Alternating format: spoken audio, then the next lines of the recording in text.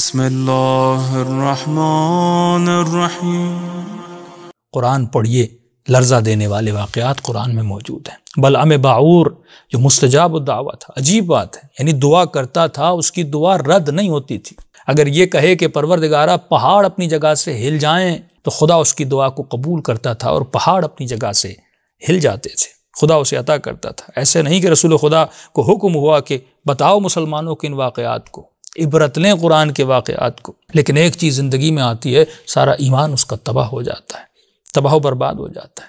لیکن ایمان کو تباہ کرنے کے لیے کوئی بڑی آفر بھی تو ہونی چاہیے نا، کہ ہم یہ کہیں کہ کوئی بڑی کائنات کی حکومت کی آفر تھی تب اس شخص نے ایمان کو تباہ کیا۔ یہ حکمران، یہ لوگ، کوئی بہت زیادہ پیسے کی offer who, millions of dollar کی آفر ہو تو اس انسان میں جھجک آ جاتی ہے اور لرزہ پنا آ جاتا ہے۔ لیکن عجیب منزل ہے، اس کو اتنی آفر بھی نہیں ہوئی تھی۔ بلعم باعور کو چند پیسوں کی آفر ہوئی تھی، اور آفر یہ ہوئی تھی کہ وسیع نبی جناب یوشع بن نوح لشکر لے کر آ رہے تھے مشرکین سے مقابلہ کرنے کے لیے، اور ان کو کہا گیا کہ ان کا لشکر آ رہا ہے، آپ ان کو بد دعا دیجئے۔ پہلے تو ان کا وجود بھی لرز گیا، جیسے قاضی شرح کا وجود لرز گیا تھا۔ انہوں نے کہا میں کیسے بد دعا دوں اللہ کے نبی کے وصی کو؟ لیکن بیوی نے ان کو سمجھایا کہ مال مل رہا، ایک بد دعا، دو جملے کہنے سے کیا ہوتا ہے؟ دیکھیے، گناہ کو چھوٹا سمجھنا یہ بھی بڑی عجیب بات ہے کہ 1 منٹ دیکھنے سے، 2 منٹ بات کرنے سے کیا ہوتا ہے، 1 منٹ گناہ کرنے سے کیا ہوتا ہے؟ مولا فرماتے ہیں سب سے بڑا گنہگار وہی ہے جو گناہ کو چھوٹا سمجھے۔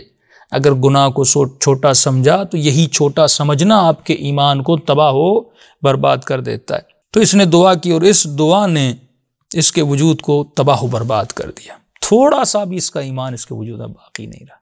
ایک خطا، اولئک حبطت اعمالہم، جب انسان گناہ کرتا ہے، آگ ہے نا، آپ بڑا گلستان بنا دے لیکن یہ آگ اس کو راکھ بنا دیتی، کچھ بھی نہیں بچتا۔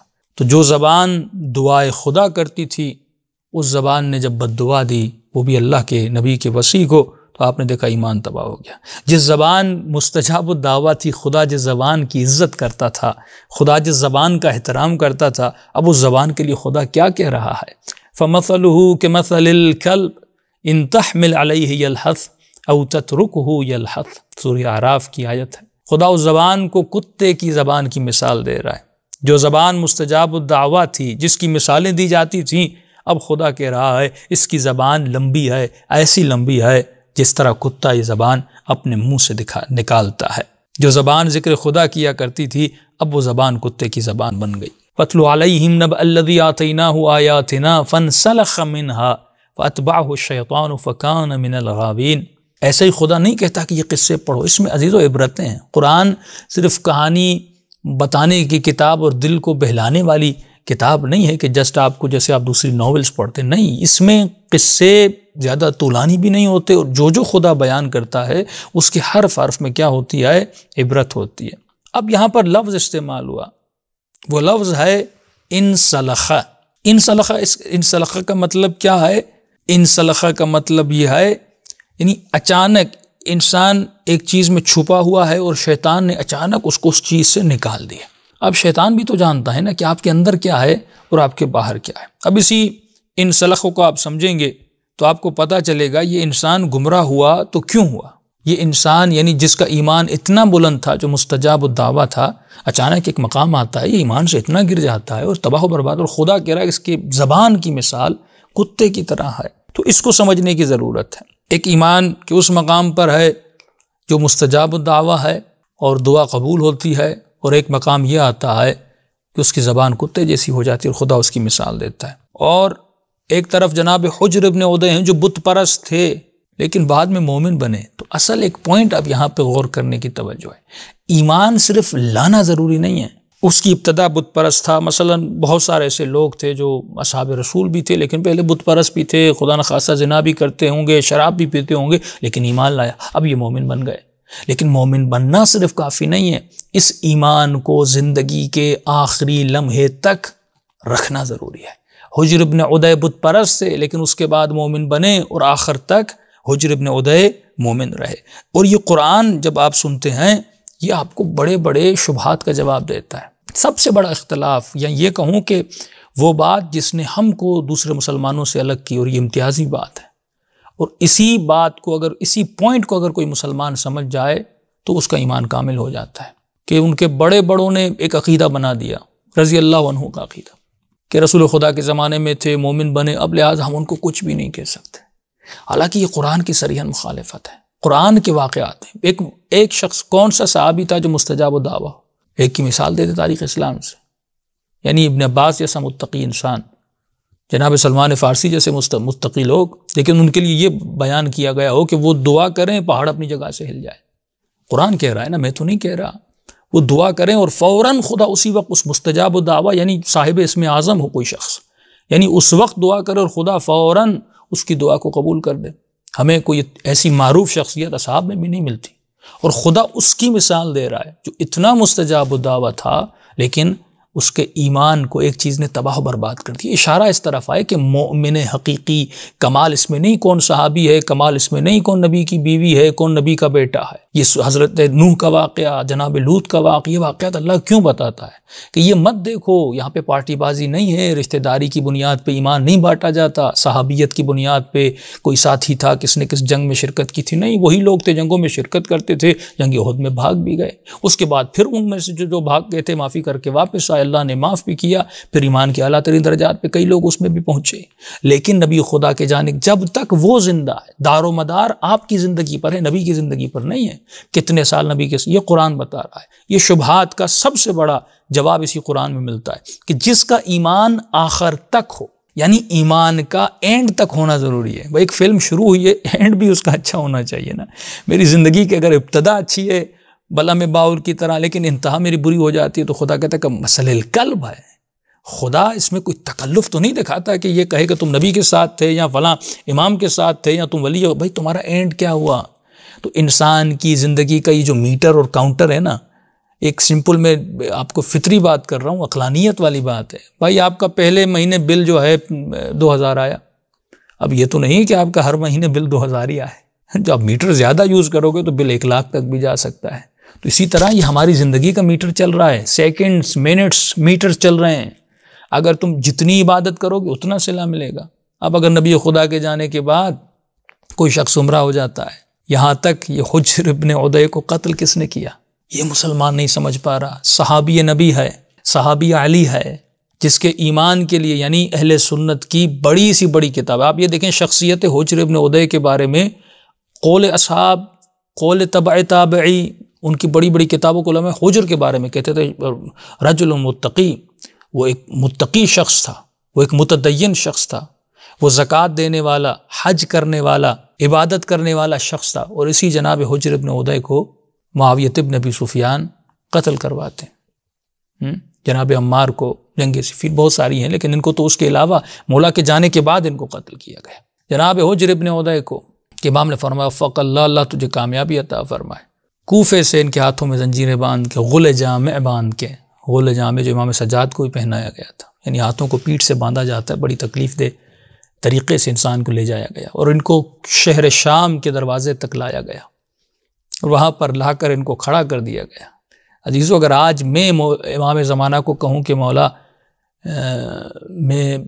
پوچھیں کہ تم آج میری مدیح سرائی کر رہے ہو، کل جب تمہارے بدن کو کاٹا جائے اس وقت بھی کیا میری فضیلت اس طرح پڑھو گے؟ اور اگر ہم آج امام کو کہیں تو شاید امام کہیں کہ تم جھوٹ بول رہے ہو۔ لیکن یہ حجر کا مقام تھا، جب امام علی نے کہا حجر کیا اس وقت بھی علی کا ساتھ ایسے ہی دو گے؟ اس نے کہا مولا واللہ خدا کی قسم اربا نربا اگر بدن کو ٹکڑے ٹکڑے آگ میں پھینکا جائے۔ یہی ہوا۔ حجر کو کہا کہ حجر یہ تیرا کفن، یہ تیری قبر ہے، یہ تلوار ہے، علی سے براعت کا اظہار کرو، کہو کہ علی کے ساتھ نہیں ہو، علی کو برا بلا کہو۔ حجر نے کہا کاٹنا ہے تو کاٹ دو، میں علی کے خلاف ایک لفظ بھی نہیں بولوں گا، امام المتقین کے خلاف لفظ بولوں۔ حجر سوچ سکتا تھا کہ مولا علی تو زندہ نہیں رہے، آقا حسن علیہ السلام اور معاویہ کے درمیان صلح بھی ہو چکی، اب چند لمحوں کے لیے اگر مخالفت کر دیتا ہوں، اظہار برات کر دیتا ہوں تو حجر تیرا کیا بگڑتا ہے؟ لیکن نہیں، یہ حجر ہے، ایمان کے مقام کامل پر فائز ہے، ایسے تو کوئی فائز نہیں ہوتا، اور جناب حجر کو شہید کر دیا گیا۔ لیکن ایک طرف بلا میں باہور ہے جو بت پرست بھی نہیں تھا، جو مومن تھا، مستجاب الدعوہ تھا۔ یہ تو پہلے بت پرست تھے پھر مومن بنے، جناب سلمان کی طرح تمام تر اصحاب رسول آپ دیکھیں، ظاہر ہے یہ بعد میں مومن بنے، لیکن ایمان آپ دیکھیں کتنا کامل ہے، کوئی 10ویں درجے پر، کوئی 9ویں درجے پر۔ اور ایک طرف بلعم باعور ہے جو اس قوم کا عالم ہے اور اس کا مقام. یہ انسان گر کیوں جاتا ہے اس کو سمجھنا بہت ضروری ہے. انسان کے گرنے کی وجہ کیا ہے؟ اور پورے قرآن میں ایک سورہ منافقون آتا ہے. یعنی اللہ اشارہ، آج ہم قرآن سے دور ہیں. آج ہم جو کتابوں میں لکھی گئی باتیں ہیں جن کے ایمان کا بھی ہمیں پتہ نہیں وہ کامل تھا کہ نہیں تھا، بس انہوں نے لکھ دیا، بڑوں نے یہ لکھ دیا تو ہم نے یہ عقیدہ سنبھالا. عقیدے کو سمجھ کر پرکھ کر. اب قرآن کے خلاف تو کوئی عقیدہ نہیں ہو سکتا. قرآن ان اکرمکم عند اللہ اتقاکم، یہی شخص جو ابھی آپ کے ساتھ گفتگو کر رہا ہے، ہو سکتا ہے میں بھی کل کافر ہو جاؤں، مشرک ہو جاؤں. مجھے اپنے ایمان کی گارنٹی کون دے سکتا ہے؟ کیا انسان خود اپنے ایمان کی گارنٹی دے سکتا ہے؟ جو آپ سن رہے ہیں کہ آپ اپنے ایمان کی گارنٹی، یہ تو دعا ہے خدا عاقبت بخیر. ان اکرمکم عند اللہ اتقاکم. اللہ کے قریب وہ بلند ہے جو متقی ہے، جس نے آخر دم تک اس کی سانسیں، یعنی آخری سانسیں اس بدن میں جب وہ سانس نکلے اور یہ دل کی ہارٹ بیٹ رک جائے، اس وقت تک یہ مومن رہے، تو خدا کہتا ہے یہ صاحب مقام ہے. اللہ یہ نہیں دیکھتا کس ولی کے ساتھ وقت گزارا، کس نبی کے ساتھ وقت گزارا. وہ زوج رسول بھی ہو، جناب نوح کی بیوی ہے بھائی، صاحب اولاد ہے اس نبی سے، لیکن فرمائے نہیں، اگر ایمان آخر تک نہیں ہے، یہاں پر ایکسیپٹنس ہے، تم نے کتنا اس ایمان کو اپنے وجود میں جذب کیا. لیکن ایسا ہوتا کیوں ہے؟ یہ لمحہ فکریہ ہے.